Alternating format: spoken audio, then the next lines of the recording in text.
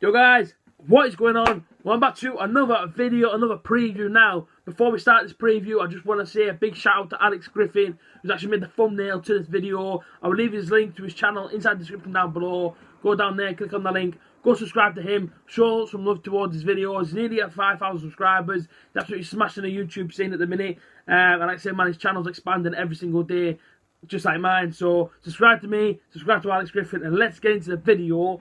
Hartlepool versus Butter. I'm about to say Gator then, but it isn't. Gator was our previous game.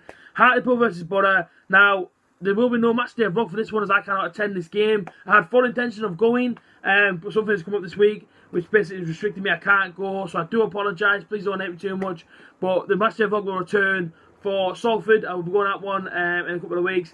And of course, St Etienne at home at the Riverside Stadium. Behind me, the chapel, the church, the greatest place on earth, the Riverside Stadium. Now, Hartlepool versus the Butter. What do I know about Hartlepool? Well, I've been to watch their last two previous games this pre-season, and I'm going to tell you right now, they are very, very good.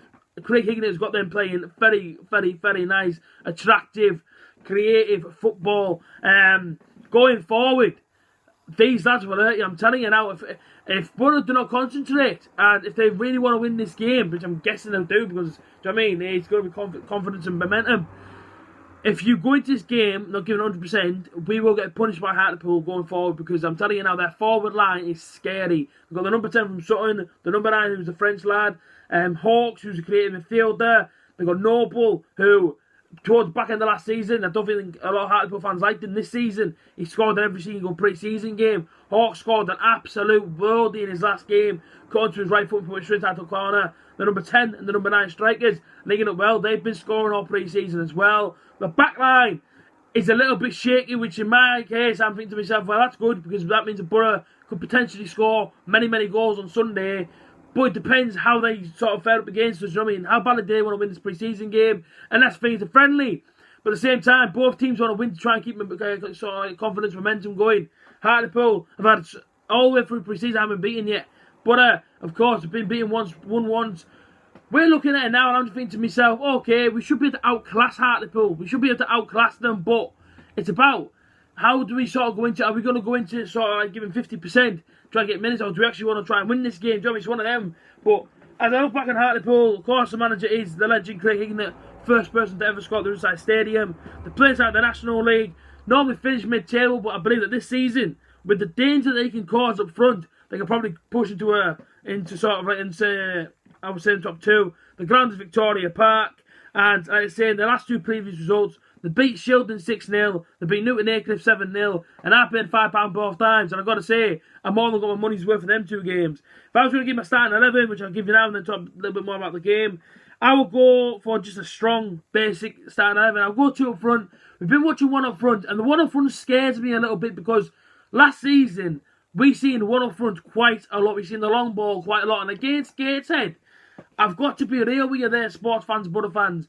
I wasn't the most impressed. Okay, yeah, I know he won, 3-1. And I know a lot of people are saying to me, yeah, but it's just a pre-season friendly. Yeah, I guess it's just a pre-season friendly.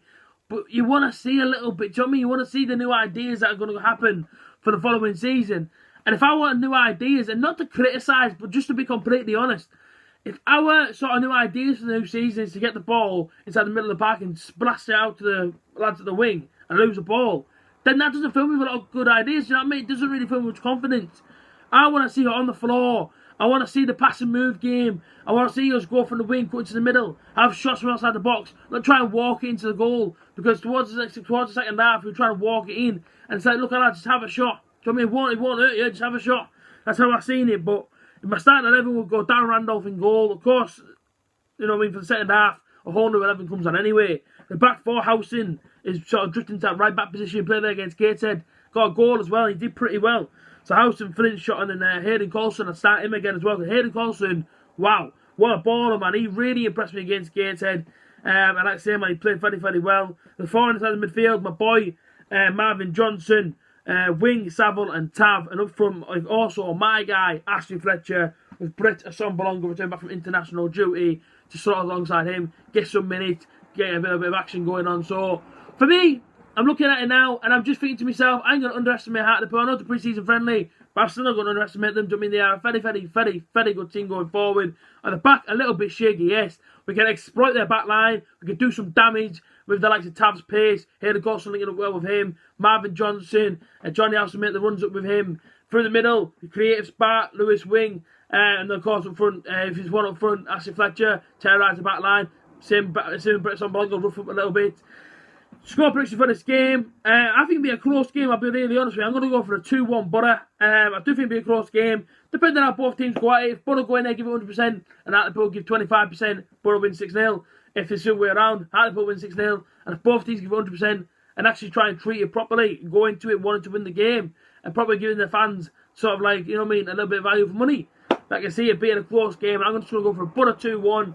Goal scorers, I want to give him, but I don't actually know who's going to be starting, you know what I mean, on the day. I can say Brits on Blanco to score 2. He might not even get on the pitch, so I'm not going to give him a goal scorer. You guys down below, inside the comment section, show some love. Comment your starting 11. Who do you want to see play? Who are you looking forward to seeing the most inside the new season? What do you think the score will be? Are you going to the game? If so, comment down below. Check out all my social medias, link in the description. If you want to know behind the scenes, the daily vlog every single day in my life, I put one of the old ones on my screen now from yesterday. And also, yeah, so all my social medias, links in the description. My Instagram is the one that I use the most, so if you want to follow me on my Instagram, it is down below inside the comment section. Follow me and I'll follow you straight away. As always, like, comment, subscribe. Up the butter.